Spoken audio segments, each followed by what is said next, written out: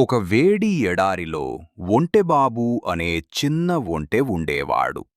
అతనికి పెద్ద పొడవైన కాళ్ళు, పొడవాటి మెడ, వెనక ఒక పెద్ద కొండముచ్చు ఉండేది.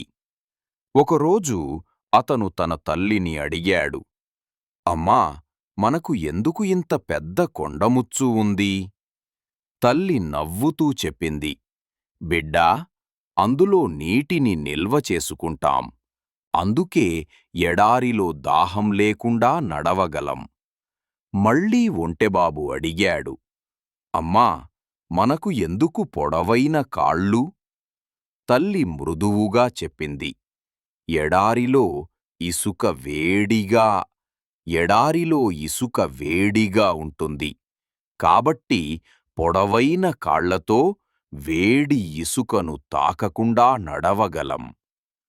ఒంటెబాబు ఆనందంగా, ఆహా, నేను ఎడారికి సరైన స్నేహితుడిని కదా అని చెప్పి ఎడారిలో గర్వంగా నడుస్తూ తన ప్రయాణాన్ని కొనసాగించాడు.